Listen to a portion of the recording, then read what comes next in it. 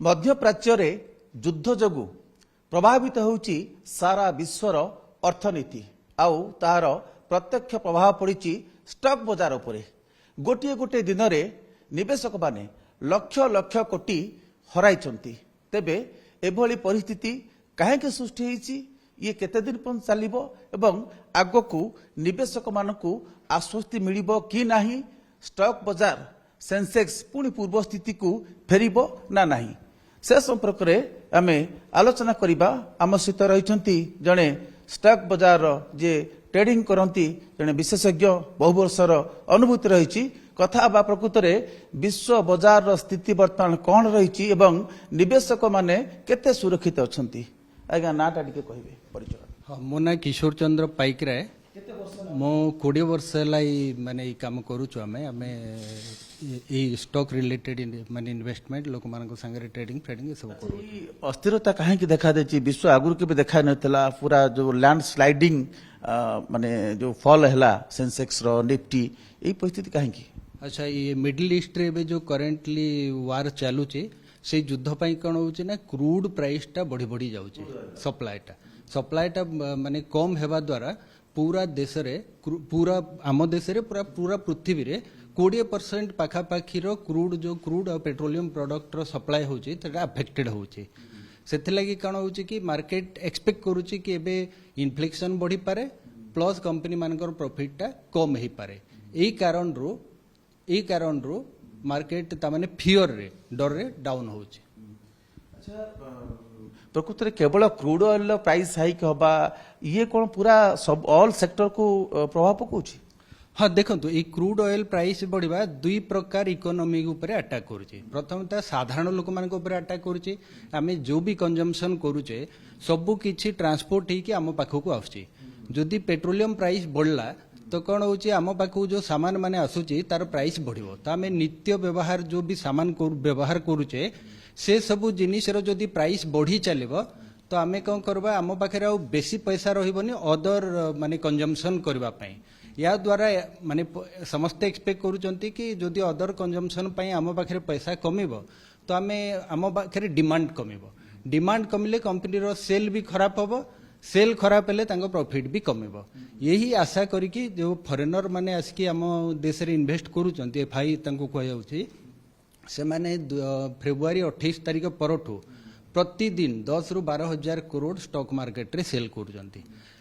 लेकिन भारत रो जो घरेलू माने निवेशक माने अछंती, इंस्टीट्यूशनल निवेशक माने अछंती, से माने इक्वल या ताठू बेसी परिमाण रे किणुचंती, नले तो मार्केट आउरी फ्री फॉल ही पारंता। माने जो इंस्टीट्यूशनल इन्वेस्टर्स समानको पई टिके बैलेंस मेंटेन होउची आपन कहउचंती, एबे कंसिस्टेंसी टिके रहउची। एबे तक मार्केट रे त माने 28 फेब्रुआरी परठू 7 ରୁ 8% रो करेक्शन हेइची हैला।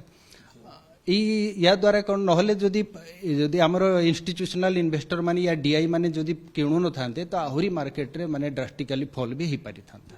विशेष करी केउ सेक्टर अधिक एमती आप कहते ड्रास्टिकली इंपैक्ट पड़ी, ड्रास्टिकली अधिक इफेक्टेड को माने को सेक्टर अधिक होइछंती। हाँ, अधिक होची जो एविएशन सेक्टर जोठी क्रूड ऑयल को रॉ मटेरियल हिसाब रे यूज करा जाउची से सब सेक्टर गुड़ा बेसी डाउन होइची। जेमती ऑयल मार्केटिंग कंपनी हो, एविएशन सेक्टर हो, पेंट सेक्टर हो, ए सब कंपनी गुड़ा बेसी डाउन होइची।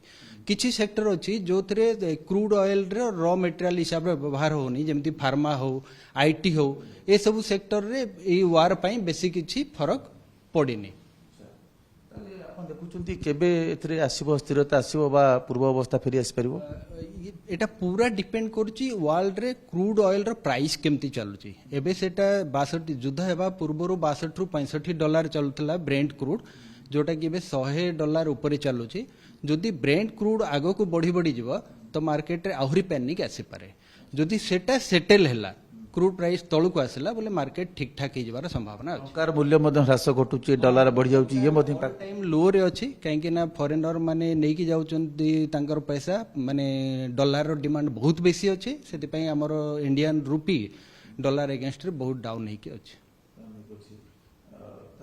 ଯୁଦ୍ଧ ଯଦି କାରଣ ଯୁଦ୍ଧ କେବେ ସରିବ ସେ ନେଇକି ମଧ୍ୟ କେହି ଆକଳନ କରିପାରୁନାହାନ୍ତି କିଏ ଆଗକୁ ଅଧିକ ଉଗ୍ର ହେବ କି ଅନ୍ୟ ଦେଶକୁ ବ୍ୟାପିବ ତେଣୁ ବର୍ତ୍ତମାନ ଏକ ପ୍ରକାର ଅନିଶ୍ଚିତତା ଭିତରେ ଗତି କରୁଛି କହିପାରିବା ହଁ ହଁ ପୁରା ଅନିଶ୍ଚିତତା ଭିତରେ ଗତି କରୁଛି ନିବେଶକ ମାନଙ୍କ ଭିତରେ କାଫି ଡର ଅଛି କିଛି କିଛି ନିବେଶକ ଏଇ ଡାଉନଫଲର ମାନେ କୁ ବ୍ୟବହାର କରୁଛନ୍ତି ସେମାନେ ଭାବୁଛନ୍ତି କି ଆଗକୁ ଯାଇକି ଲଙ୍ଗ ଟର୍ମରେ ମାର୍କେଟ ସୁଧୁରି ପାରେ ତ ସେମାନେ ଏବେ କିଛି ସୁଯୋଗ ଦେଖିକି ଇନଭେଷ୍ଟ କରୁଛନ୍ତି କିଛି ଇନଭେଷ୍ଟର ଏବେ ଡରିକି ଅଛନ୍ତି ଲେକିନ ଯେଉଁମାନେ ଆଗରୁ ହୋଲ୍ଡ କରିକି ଅଛନ୍ତି ତାଙ୍କର ଭ୍ୟାଲୁଏସନରେ କିଛି ନା କିଛି କମ୍ ଆସିଛି ଅଧିକ ସବୁଠୁ କମ୍ ପ୍ରଭାବିତ ହୋଇଥିବା କୋଉ ସେକ୍ଟର ଗୁଡ଼ିକ ଅଧିକ ମାନେ କମ୍ ପ୍ରଭାବିତ ହୋଇଛି ଦେଖିବେ ବୋଲେ ଫାର୍ମା ସବୁଠୁ କମ୍ ପ୍ରଭାବିତ ହେଇଛି ଫାର୍ମା ଗୋଟେ ସେକ୍ଟର ଅଛି ଯେଉଁଥିରେ ମାନେ କ୍ରୁଡ୍ ରିଲେଟେଡ୍ ବେଶୀ କିଛି ପ୍ରୋବ୍ଲେମ୍ ନାହିଁ ସେଟା କମ୍ ପ୍ରଭାବିତ ହେଇଛି ଯେଉଁ କମ୍ପାନୀ ମାନେ ଅଏଲ ତାମାନେ ଏକ୍ସପ୍ଲୋରେସନ୍ କରୁଛନ୍ତି ସେ ସବୁ କମ୍ପାନୀ ମାନେ ବି କମ୍ ପ୍ରଭାବିତ ଅଛନ୍ତି ଆପଣ କ'ଣ ଆଶା କରୁଛନ୍ତି କେବେ କେତେ ମାସ ଲାଗିଯିବ ମାନେ ଦେଖନ୍ତୁ ପୁରା ପୁରା ଏଇ ହିଷ୍ଟ୍ରିକୁ ଯଦି ଦେଖିବା ଏଇ ମାନେ 1990 ପରେ ଯେତେ ବି ଯୁଦ୍ଧ ହେଇଛି ଆପଣ ଯଦି ଦେଖିବେ 6 ମାସ ପରେ ପରେ ମାର୍କେଟ ସୁଧୁରି ଯିବାର ପୁରା ପୁରା ଚାନ୍ସ ଅଛି ଯଦି ଯୁଦ୍ଧ ତାମାନେ ସୁଧୁରିଲା ୟା କ୍ରୁଡ୍ ପ୍ରାଇସ୍ ଟିକେ ତଳେ ରହିଲା ତେଣୁ ଯେ ଆମେ ଆଲୋଚନା କରୁଥିଲେ ନିଶ୍ଚିତ ଭାବେ ବିଶ୍ୱ ଅର୍ଥନୀତି ଉପରେ ଏହାର ପ୍ରଭାବ ପଡ଼ିଛି ତେବେ ବର୍ତ୍ତମାନ ପରିସ୍ଥିତିରେ ଏକଥା ସ୍ପଷ୍ଟ କୁହାଯାଇ ପାରିବ ନାହିଁ ଯେ ଷ୍ଟକ୍ ବଜାରରେ ପୁଣି କେବେ ସ୍ଥିରତା ଫେରିବ ବା ସ୍ୱାଭାବିକ ଅବସ୍ଥାକୁ ଫେରିବ ଏବେ ମଧ୍ୟ ଅସ୍ଥିରତା ଦେଇକି ଗତି କରୁଛି ଏବଂ ସବୁକିଛି ନିର୍ଭର କରୁଛି ମଧ୍ୟପ୍ରାଚ୍ୟରେ ଯୁଦ୍ଧର ସ୍ଥିତି ଉପରେ କ୍ୟାମେରା ପର୍ସନ ରଞ୍ଜନଙ୍କ ସହ Sanjay Kumar Jena OTV Exchange your old AC and take home a new power saving AC. Save up to rupees 10,000. Patro Electronics, Odisha's largest AC seller.